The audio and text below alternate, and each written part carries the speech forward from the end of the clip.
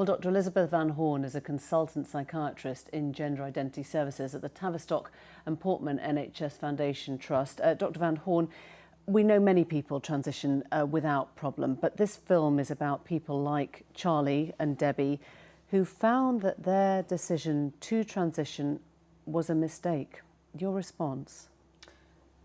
Well, my response is that obviously on hearing about anybody who has transitioned and then feels that it has been a mistake, I'm obviously extremely sympathetic. I find that very, very distressing. As doctors and psychologists, we want to help our patients through their journey, not thwart them or put them at any more sort of disadvantage. But on the other hand, your piece actually showed this really well. This is a very tiny proportion of our patient population. And by saying that, I don't wish in any way to sort of limit the impact that it has on those particular individuals.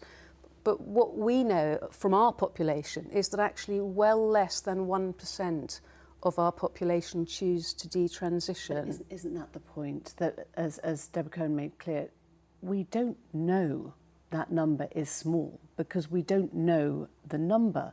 Many that we talked to just said they can't return to the Tavistock for whatever reason that is.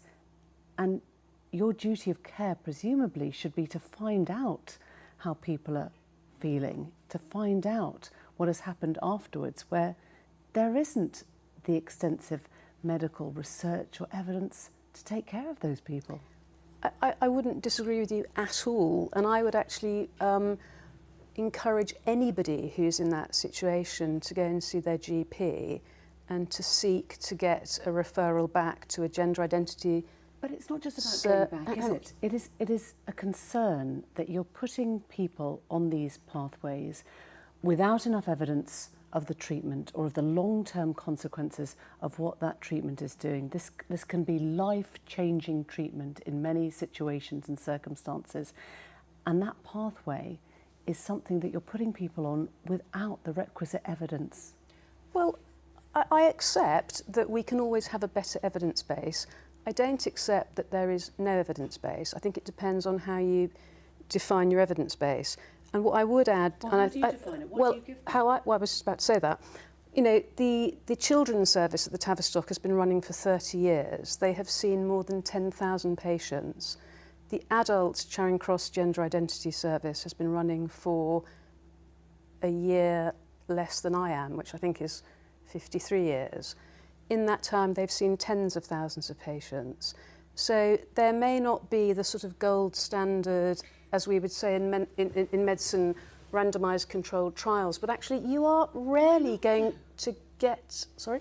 Well, I'm just curious because the NHS is meant to be dispassionate, isn't it? It is for people to have faith in all treatments, whether it is a disease, a cancer, an asthma or a gender reassignment. It has to be peer-reviewed. It has to be evidence-based research. It's not enough to say we fail to be clinically curious or acquire the relevant data and evidence that we need to make sure this is right. I think that's both harsh and inaccurate, actually. I think a lot of research has gone on over the years.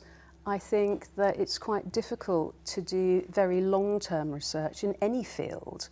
And if you're looking at people's reactions to transitioning and you're looking at what happens 5, 10, 15, 20 years, very few studies will ever be set up that will actually take that into consideration. If you look at hang on, let me just ask you about the numbers, okay? Because the numbers are astonishing, that we know that in the last 4 years, the number of adults and children being referred to gender identity clinics has more than doubled. It's now at 8,000. Now, what do you attribute that to? I don't know. I don't think any of us know. But why aren't you finding out? I mean, you can't just say, I don't know and we're not looking into it. I didn't say that.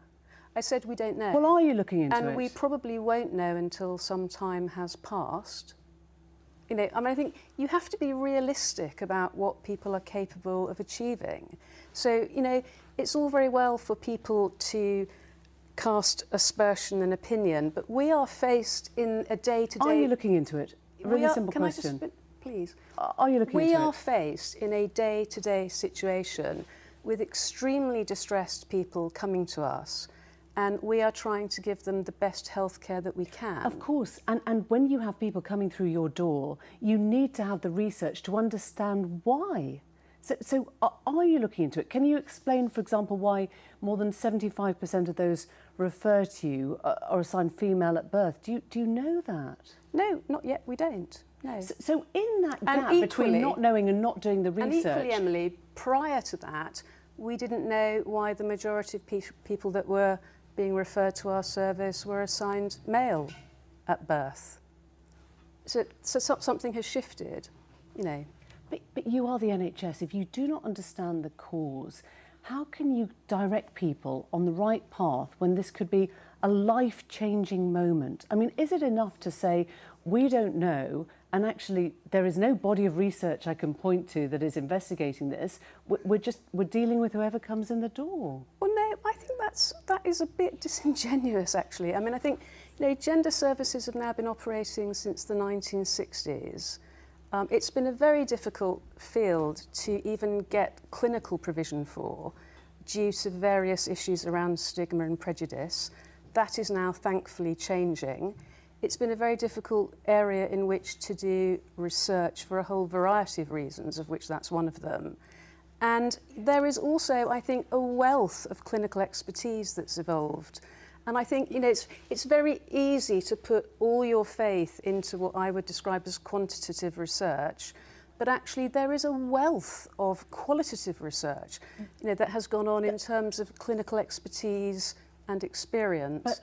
And the majority... But you heard it's not enough. When you hear gender dysphoria can often be part, or sometimes be part, of a complex web of issues, isn't it really important how you untangle those issues so that you don't actually say, oh, we can't start looking at quantitative results, we can't start looking at numbers. These are numbers that you have to look at because they...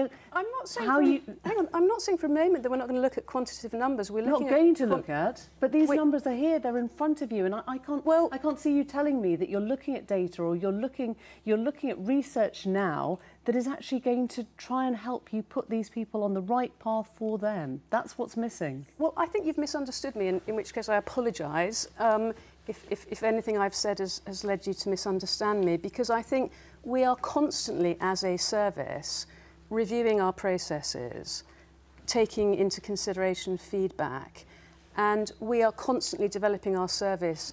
And I think that's one thing that has happened, for example, recently in the Children and Young Person Service, is that there's been some feedback that makes that service think that maybe they should delay the age that people have access to puberty blockers from. So, you know, it's a dynamic process. We don't have all the answers. We try very hard, as much as anyone can. But I think at the end of the day, what people have to understand is that the people that come to us don't not have a problem to begin with. So it's not a question of do no harm. It's a question of how to mitigate that harm as best as you can in a very, very difficult circumstance. Elizabeth Horne, thank you. Thanks very much for coming in.